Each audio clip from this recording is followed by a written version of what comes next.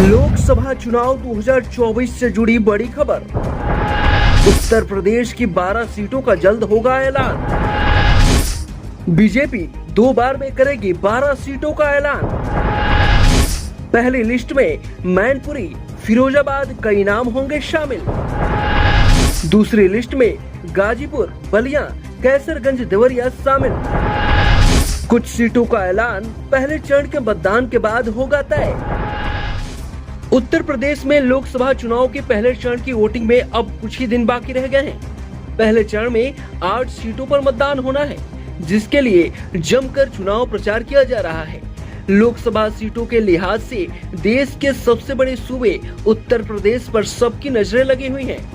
BJP ने उत्तर प्रदेश की सभी 80 सीटों को जीतने का लक्ष्य रखा है। ऐसे में पार्टी प्रत्याशियों का चयन भी गहन मंथन के बाद कर रही है। बीजेपी के 400 पार के नारे को हासिल करने के लिए उत्तर प्रदेश की 80 लोकसभा सीटें कितनी अहम हैं, इसका अंदाजा इसी बात से लगाया जा सकता है कि पीएम मोदी लगातार यहां ताबड़तोड़ रैलियां और जनसभाएं कर रहे हैं, तो वहीं सीएम योगी भी मैदान में उतरे हुए हैं। लेकिन इस चुनावी शोर के बीच भाजपा अब भी कई सीटों पर अपने प्रत्याशी उतार नहीं पाई है। उत्तर प्रदेश के लिए बीजेपी ने पहली सूची 2 मार्च को जारी की थी, जिसमें 51 उम्मीदवारों के नाम का ऐलान किया गया था। इसमें ज्यादातर पुराने चेहरों को ही दोबारा मौका दिया गया।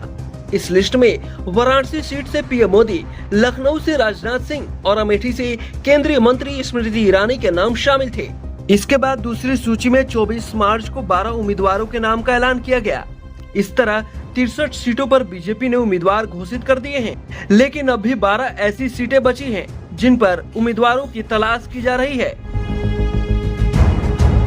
बीजेपी को उत्तर प्रदेश के रायबरेली, कैसरगंज, मैनपुरी, फिरोजाबाद, प्रयागराज, बलिया, भदोही, देवरिया, कौशाम्बी, गाजीपुर, मछली शहर और फूलपुर से अब तक ऐसे उम्मीदवार नहीं मिल पाए हैं जिन पर पार्टी दांव चला सके। इन सीटों को लेकर अब भी मंथन किया जा रहा है। रायबरेली सीट कांग्रेस की गढ़ मानी जाती है। ऐसे में बीजेपी जिताऊ प्रत्याशी की तलाश में है, तो वहीं कैसरगंज सीट बृजभूषण शरण सिंह का टिकट कटने की चर्चा है। बीजेपी यहां उनकी पत्नी या बेटे को टिकट दे सकती है। उत्तर प्रदेश में बीजेपी के नेतृत्व में एनडीए चुनाव लड़ रहा था, तो विपक्ष की ओर से सपा कांग्रेस गठबंधन मैदान में है। वहीं बहुजन समाज पार्टी ने अकेले चुनाव लड़ने का ऐलान कर चुनाव को दिलचस्प बना दिया है। उत्तर प्रदेश की लड़ाई 3 तरफा हो गई है।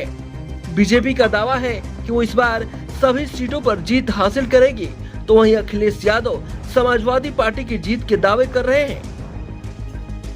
Bureau report, UP 60 news.